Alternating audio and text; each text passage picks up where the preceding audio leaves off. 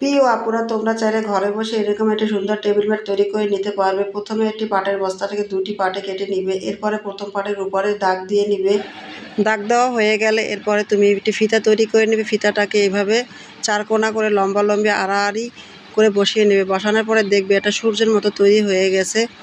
এরকম সূর্যের মতো তৈরি করে নেওয়ার পরে এরপরে তুমি চারকোনা করে একটি কাপড় কাটবে। চারকোনা কাপড়টাকে এরকম 3 কোনা করে ভাঁজ করবে। ভাঁজ করে এরপরে তুমি সুন্দর করে একটা লাল একটা সবুজ এভাবে করে বসিয়ে দিবে। বসিয়ে দেওয়ার পরে দেখবে একটা বৃত্তের মতো তৈরি হয়ে গেছে। এভাবেই কিন্তু ইউনিকভাবে ডিজাইনগুলো কিন্তু তৈরি করা যায়। দেখো, সামান্য বুদ্ধি দিয়ে এইরকম ডিজাইন তুমি নিজেও তৈরি করে নিতে পারবে।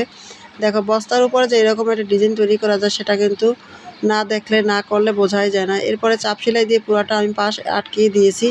আটকিয়ে দেওয়ার পরে দেখো আমার কিন্তু একটা ইউনিক একটা লুক চলে আসছে। এভাবে কিন্তু সুন্দর করে ঘুরিয়ে ঘুরিয়ে ডিজাইনটা তুমি তৈরি করে নিবে। আর এরপরে দ্বিতীয় যে পার্টটি থাকবে সেই দ্বিতীয় পার্টে এরকম করে বসিয়ে দিবে উপরে। আর চারকোলটা সেলাই করে নিবে, তবে পুরাটা আটকাবে না, কারণ এখানে একটু ফাঁকা রাখবে সে, যেটা যার কারণে এটা আমি উল্টাতে পারি, তাই উল্টিয়ে নিলাম। উল্টায় নেওয়ার পরে দেখো এভাবে কিন্তু উল্টানোর পরে কাঁচা অংশটা ভিতরে চলে গেছে, একটা রুটির মতো হয়ে গেছে।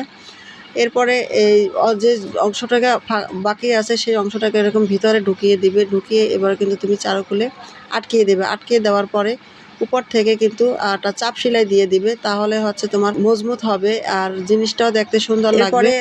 অপর যে সাইডটা আছে অপর সাইডটা আটকানোর জন্য উপর থেকে 2টা সেলাই দিয়ে দেবে, তাহলে দোনো পাশটায় আটকে যাবে। দেখো, ইউনিকভাবে তৈরি হয়ে গেল আমার ডিজাইনটি।